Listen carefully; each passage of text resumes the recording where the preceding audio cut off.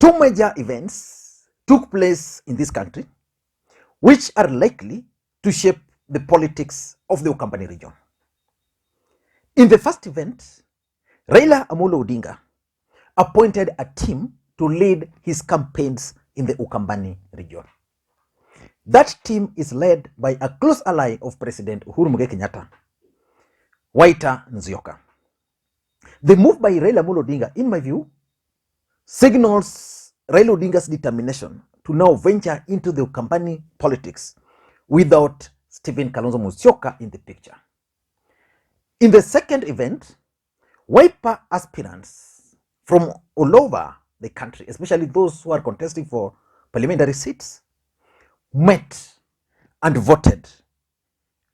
And the choice were two: either Kalonzo Musyoka to proceed and contest for the presidency or to rejoin Azimio One Kenya. Out of the 50 aspirants, 45 of them voted for Kalonzo Musyoka to remain in Azimio One Kenya alliance, which means Stephen Kalonzo Musyoka has technically been forced to stay in Azimio One Kenya. Meeting, which endorsed our party leader to go and vie for the presidency. We did this knowing that there would be other opponents, but we did that in the understanding that every party that is worth its name in salt has to organize and ensure that they vie for political power. So we did tell our party leader to go and vie for the presidential seat. And we also put a rider in those agreements that he is free to talk to any other political party that they could form coalition with. You know very well that our party leader started the coalition of the One Kenya Alliance. And later on, he decided to join the One Kenya Alliance, decided to join together with Azimio so that we formed the Azimio One Kenya political party. The intention was to ensure that as a party, we are part of the next government. Now today, we are here because we want to talk about what happened. We believed that our party leader was going to be the candidate. Later on, we believed that our party leader was going to be the deputy president. When that did not happen, as a party, and I want to make this clear, as a party, we positioned our party leader as a candidate for the elections so that we cannot be taken for a ride.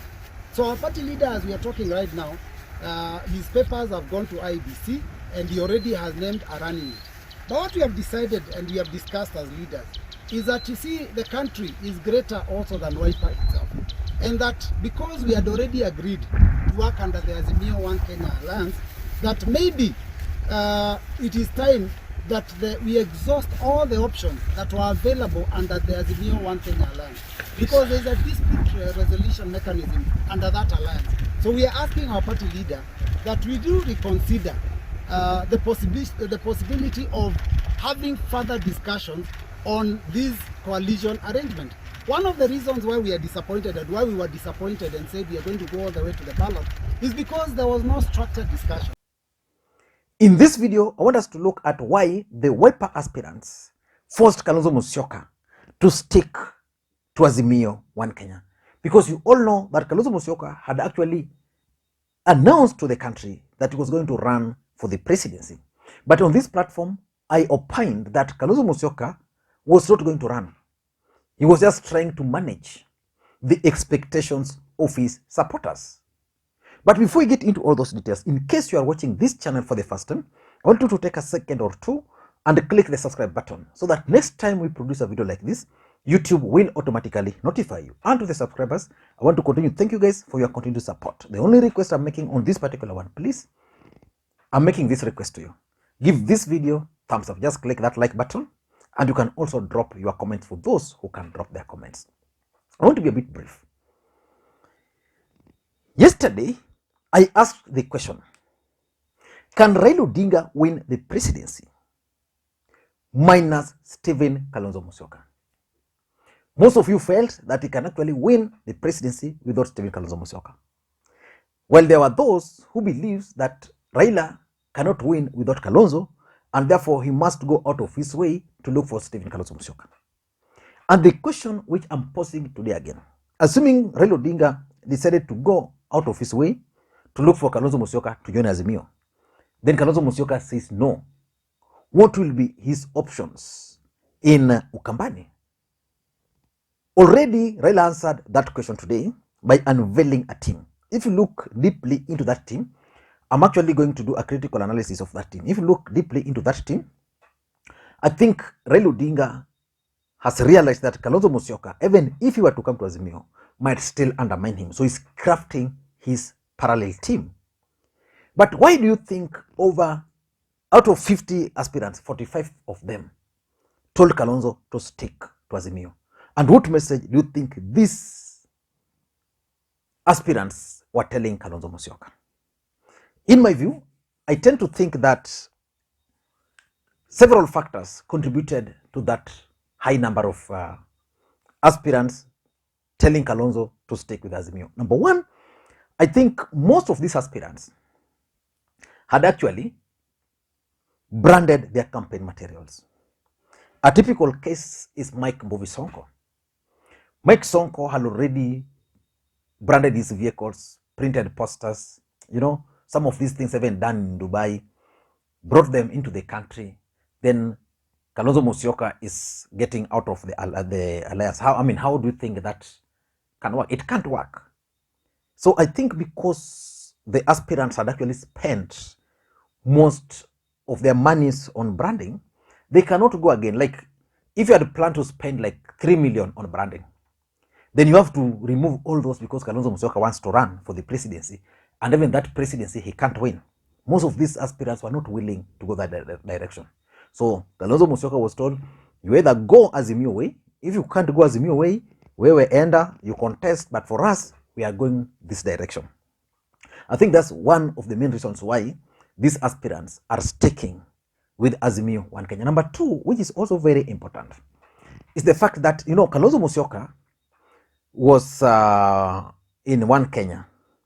Then One Kenya team went with that's Weta, and Mudavadi went with Ruto. So when Kalonzo remained and joined Azimio One Kenya, most of the aspirants aligned themselves to that particular ticket, especially those who are in Azimio leaning areas, who are the majority. Now, I usually give a case of my own aspirant, a friend of mine who is contesting, Abira, Southeast Nyakach. This guy went and picked the ticket of Maendeleo Chapchap before the ODM nominations because he knew so well that Alfred Mutua was in Azimio. So he went, picked the ticket, akaweka. So most of these Wiper aspirants also went and picked the ticket, wakaweka. Like if you are in Busia, you are in Kakamega, you are in Mombasa, Kilifi, because those are Azimio areas, unasema, okay, ODM might mess me, wakaweka.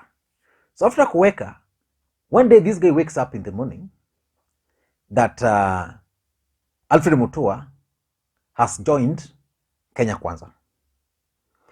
This is why sometimes I ask myself whether these party leaders normally consult. So this guy had a chance, actually Abira had a chance of winning in Southeast Chakach. But now, he can't explain, he can't convince anybody that he's not in Ruto's team. Just because of that move. That is exactly what is happening to majority of the aspirants in Wiper. Some of these people had chosen Wiper as a political party because it was going to be friendly to ODM, friendly to Azimio, and friendly to their bids. So when you pull them and tell them, okay, Kalonzo is now running alone, he's out of Azimio, and they already had Raila photos to boost their campaigns, what are you telling them? And there's also a high chance that Wiper is likely to be in Azimio, and by Wiper being Azimio, their likelihood of joining government are so high. So they don't even want to be left out of government. Already, Raila is telling Kalonzo, take chief cabinet secretary, which means he'll come with office, with some power. So some of these people were actually not running to win. They were positioning themselves. So they're telling Kalonzo, you must stick here. By you sticking here, our chances of winning are high. Number two, even if you don't win, there's a chance that you are going to join government. And once you join government, some of us will benefit from that government. The message is very clear and very simple to Stephen Kalonzo Musyoka. Number three, some of these aspirants, and one of them was telling me yesterday actually, that they have a strong feeling that Stephen Kalonzo Musyoka is being misled. And is being misled by people they know. And therefore, they wanted to ask Kalonzo Musyoka to decide where to go. Whether to go with the three leaders or to gamble with the majority. Out of these out of the 50 votes, 5 voted for Kalonzo to run.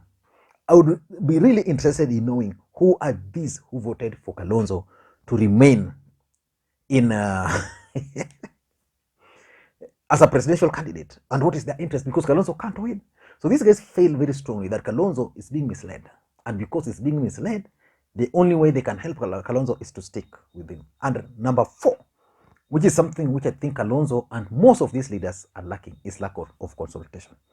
I'm sure if Kalonzo had convened a meeting with the aspirants before making the move, probably these aspirants would have told him that for us, the direction we are taking is not right. So Kalonzo would not have gone ahead to announce his bid. But I think because he consulted 1 or 2 people and his own thinking, he went ahead. And the other reason why Kalonzo is being forced is that these guys are threatening Kalonzo. That as far as we are concerned, you don't have any chance in the presidency. And because you don't have any chance of winning the presidency, please stay in Azimio. If you're not going to stay in Azimio, we are going to stay. So let us wait and see how all these things are going to pan out. Because if Kalonzo were to leave, I'm telling you, out of these 45 aspirants, 30 of them are going to remain with Raila. So it's going to be a very awkward situation where Kalonzo is going to a place where his aspirants is campaigning, but the aspirants is in the other side of the town campaigning with or for Raila Odinga. I don't know what you think. That's my take. Guys, tomorrow is another day. There are several other things which have emerged. We will look at them tomorrow. Thank you guys, and please may you have a good day. Bye-bye.